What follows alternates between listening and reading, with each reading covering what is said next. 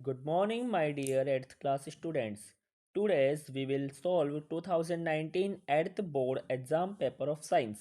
But before that, subscribe the channel and press the bell icon so that you can get notification of new videos. Let's start this video.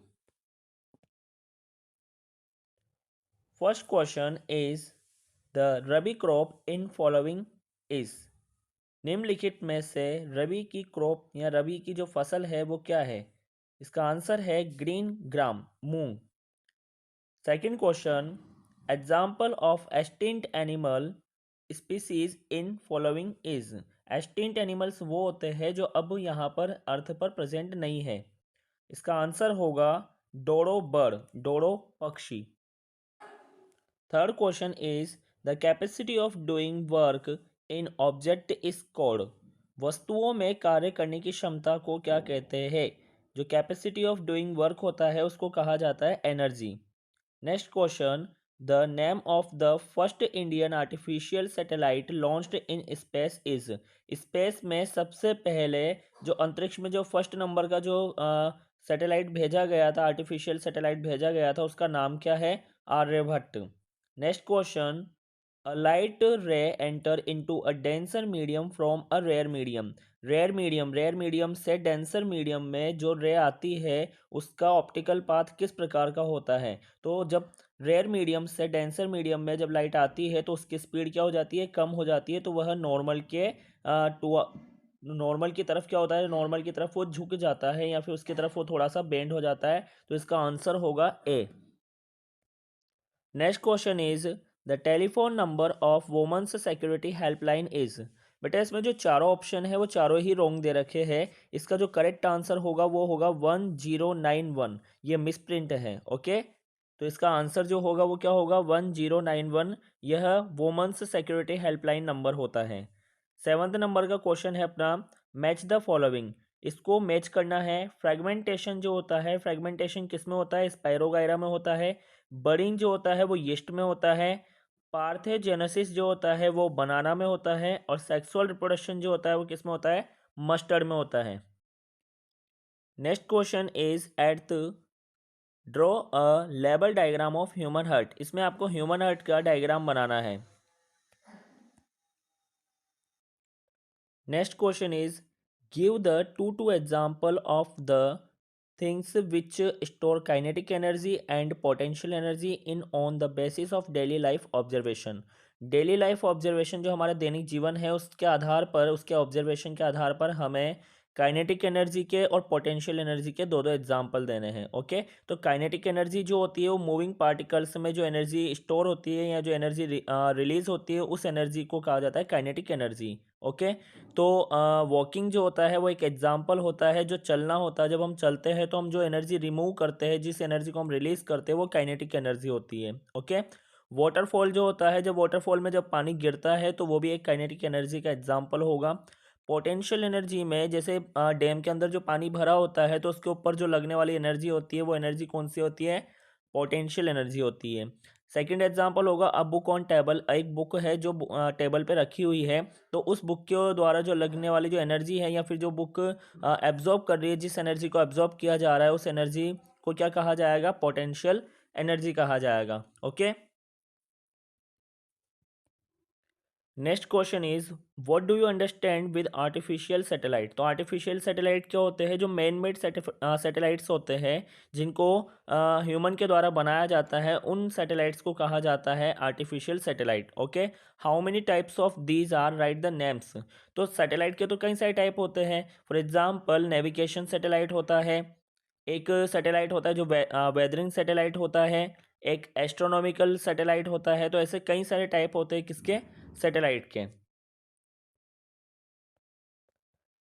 एक तो navigation बता रखा है इसमें, एक communication बता रखा है, एक वेदरिंग वाला बता रखा है, एक होता है एस्ट्रोनॉमिकली होता है और एक होता है आईएसएस। आईएसएस कौन सा सैटेलाइट होता है, ये होता है इंटरनेशनल स्पेस स्टेशन सैटेलाइट होता है। जो सब कुछ, जो पूरी नॉलेज होती है, जो हमारे रेडार में जो भी सिस्टम आता है, जो भी बाहर से कोई अलग से जो थिंग्स वगैरह आ जाती है तो उन सब के बारे में बताने का काम कौन करता है, आईएसएस करता है। Okay, next question is write two work to be perform by public to overcome the cyclone. अगर आपको साइक्लोन से बचने के लिए जो भी कार्य आप करते हो, जो भी वर्क आपको करना होता है, वो कौन कौन से हैं? तो फर्स्ट है keep distance with the electrical appliances. सबसे पहले आपको क्या करना होगा कि इलेक्ट्रिकल अप्लाइंसेस जितने भी हैं उनसे आपको दूरी बना के रखनी है। सेकंड नंबर का होता है एडमिनिस्ट्रेटिव अरेंजमेंट। आपको इस तरीके से ज़मीन पर लेटना होगा या बैठना होगा जिससे आप साइक्लोन से बच सको। Okay, next question is why the cold air from sea water starts flowing towards land in summer. गर्मियों में समुद्र की जो ठंडी वायु होती है वो थल की ओर, थल मतलब जमीन की ओर क्यों बहती है?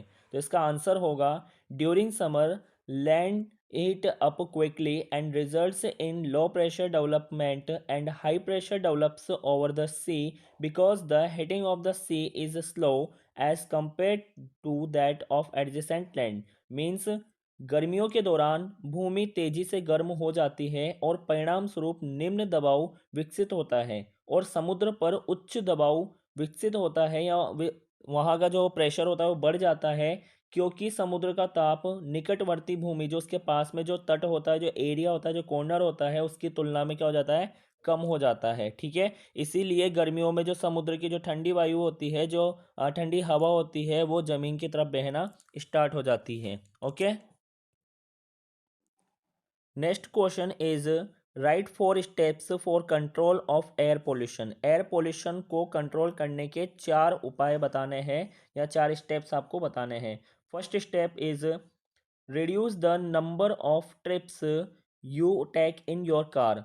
हम कई सारे अलग अलग ट्रिप पे जाने के लिए हम बार बार कार या व्हीकल्स को यूज़ करते हैं। बिल्कुल पास के डिस्टेंस के लिए भी हम क्या करते हैं, या तो अलग अलग टाइप के व्हीकल्स को यूज़ करते हैं। तो उससे जो पॉल्यूशन होगा वो एयर पॉल्यूशन को डायरेक्टली क्या करेगा, बढ़ाने का या इंक्रीज करने का काम करता है। ओके, सेकंड जो स्टेप है वो होगा रिड्यूस और eliminate fire places and would stove use.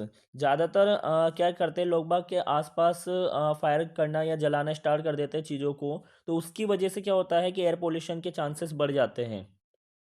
Third number का है avoid burning leaves and other materials. कई जो अलग अलग जो मटेरियल्स होते हैं जो एनवायरनमेंट को पोल्यूटेट करता है उनको जलाने से रोकना होगा या फिर उसको अवॉइड करना होगा। और लास्ट है फोर्थ नंबर का avoid using gas power blown and garden equipment. जब हम क्या करते हैं कि जो भी वेस्ट मटेरियल होते हैं उन सभी वेस्ट मटेरियल को हम कलेक्ट कर देते हैं और कलेक्ट करने के बाद में हम उसको बर्न कर देते हैं, जिससे पार्शली वहाँ पर कंबशन होना स्टार्ट हो जाएगा। उससे कार्बन डाइऑक्साइड और कार्बन मोनोऑक्साइड गैस से जो टॉक्सिक मटेरियल से जो टॉक्सिक गैसें होती है वो एनवायरनमेंट में चली जाएगी और एनवायरनमेंट को क्या कर देगी, वो पॉल्यूटेट कर देगी। ओके, तो इन सभी को हमें क्या करना है, अवॉइड करना है। Next question is write the 3 benefits of irrigation to crop. सिंचाई से फसलों को होने वाले 3 लाभ बताने हैं। मतलब इरिगेशन से वो कौन कौन से बेनिफिट्स है जो क्रॉप को होते हैं। तो मैंने यहाँ पर एक लिस्ट दे रखी है 10 ऐसे बेनिफिट्स है, इनमें से आपको कोई से भी 3 लिखने हैं। ओके, मैं 10 के नाम बोल रहा हूँ।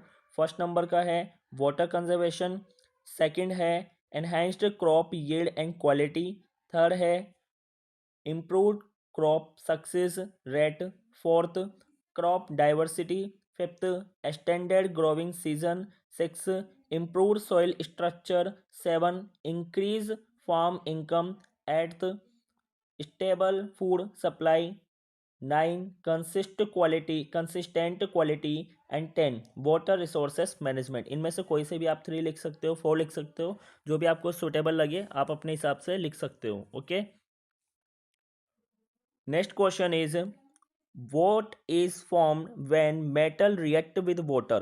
Metal react with water, metal जब रिएक्ट करता है वाटर के साथ में तो क्या बनाता है, मेटल हाइड्रोक्साइड बनाता है। ठीक है, तो मेटल हाइड्रोक्साइड बनाता है। कोई सा भी एक आप मेटल ले लीजिए, आपने सोडियम ले लिया, सोडियम की रिएक्ट आपने किसके साथ करा दिया, वाटर के साथ करवा दिया, क्या बनेगा, सोडियम हाइड्रोक्साइड बनेगा। ओके, इसका आपको क्या लिखना है, रिएक्शन भी लिखना है। इस पार्ट में हमने 15 क्वेश्चंस को सॉल्व किया है।